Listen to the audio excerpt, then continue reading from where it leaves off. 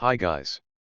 In the previous video we saw the different ways to write a C program, how a C program is executed, structure of a C program, and execution of a basic program.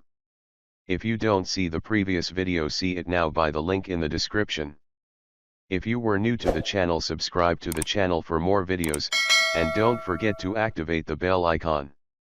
Now in this video we will discuss about the following topics. First, we will discuss the rules that need to be followed to write the C program. Second, we will discuss about different ways to print the output by using escape sequence, and finally, we will complete this session with different ways to write comments in C language. See the full video till the end and don't miss the single second. Without doing late, let's get into the today's topics.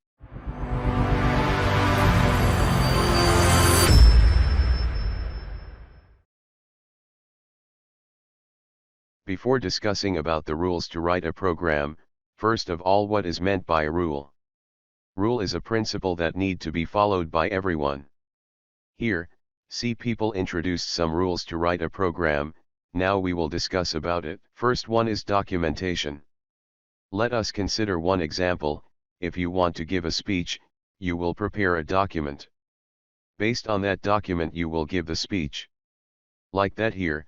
While we writing the code, we will insert comments for some statements. This is used for better understanding of the program.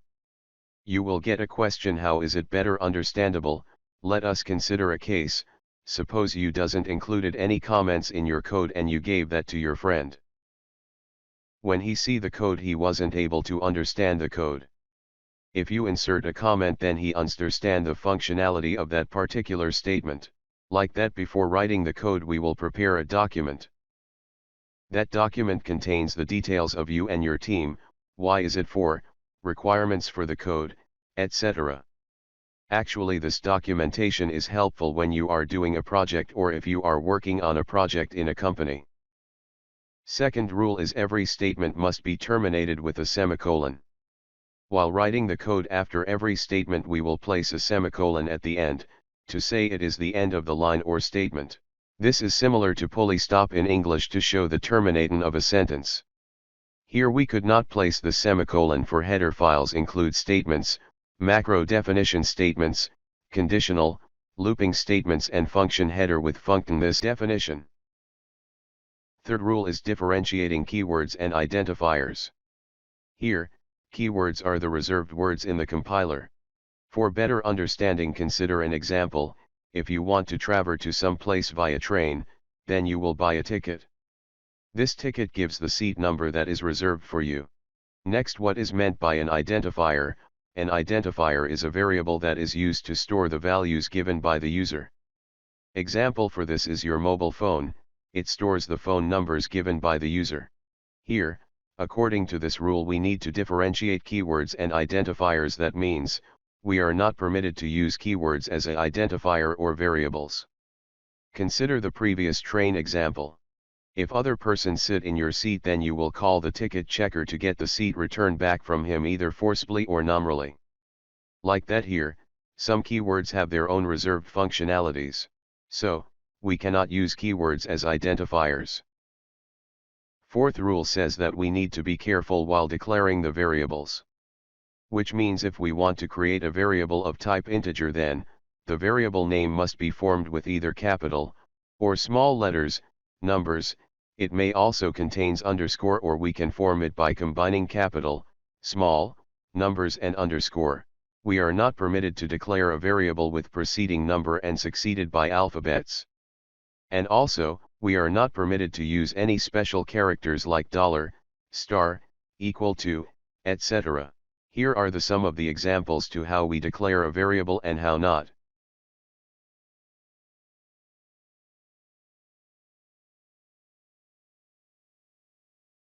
Fifth rule says that C language is case sensitive.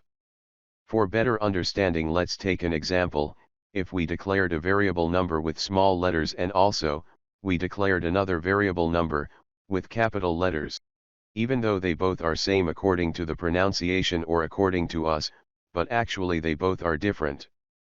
So, C language is case-sensitive language. And last rule is indentation for the code. Actually, this is not the rule, but we need to be followed while writing the code. Indentation is nothing but a group of spaces. We use indentation while writing the code to make the code better understandable. And it also makes the code to look beautiful. So, these are the 6 rules that need to be followed while writing the code. Second topic that we need to discuss is about the escape sequence characters. The following are the escape sequences and its description. These escape characters are used to print the textual data according to our perception. Here, \n and \t are highlighted, and these are mostly used in the while we writing the code. Now, in this video we will discuss these two with examples. If you want explanation for all the escape sequences, drop a comment in the comment box. Now we will discuss about \n. The use of this is to insert a new line at the end or at the random position of the text. By using this we can print multiple lines in single printf statement. Consider this example: if there is some random text in the printf statement, and we inserted some \n at the end of the text in each printf. Now, if you executed the code, the compiler creates a new line whenever it sees the \n. Here is the output for the code. For every \n, compiler created a new line. We also write this code by using single printf statement as follows. But, by writing more data in single printf statement makes the text hard to read. Here, the output is same for both the codes. The difference for both is the number of lines of the code is decreased. Now we will discuss about \t. The use of this is to insert a tab space at the end or at the random position of the text. By using this we can print multiple tab spaces in single line.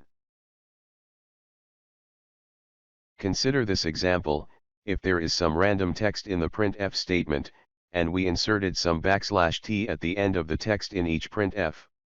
Now, if you executed the code, the compiler creates a tab space whenever it sees the \t. Here is the output for the code. For every \t, compiler created a tab space. We also write this code by using single printf statement as follows. But, by writing more data in single printf statement makes the text hard to read. Here, the output is same for both the codes. The difference for both is the number of lines of the code. I think you got the clarity about escape sequence for \n and \t. Now, we move to the last topic of this video, that is writing the comments in C language. In C language we write comments in two ways: one is single line comment, and other one is multi-line comment. Actually, these comments in programming is used to explain about the functionality of a particular statement. These comments can also be used to prevent execution when testing the alternative code. Any statement inside the comments couldn't be executed by compiler. First one is single line comments. The syntax is shown here for single line comments. It starts with 2 forward slashes. Any text after 2 /s until the end of the line is ignored by the compiler. That means that text will not be executed. The example shown here uses 2 forward slashes before the line of code, and at the end of the line of code. These comments will not be executed by compiler. Second one is multi-line comments. The syntax is shown here for multi-line comments. It starts with /* indicates the opening of the multi-line comment, and ends with */ indicates the closing of the comment. We can write the code or text inside these comments and will not be executed by the compiler. Example for multi-line comments shown here. Here, in this example there is a multi-line comment and some matter is there inside the comments. We also use multi-line comments as single-line comments as like in this example, after the printf statement.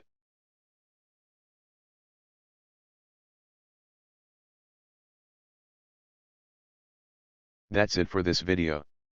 I think you learned some new stuff. practice them for better understanding. Thanks for watching and see you next time.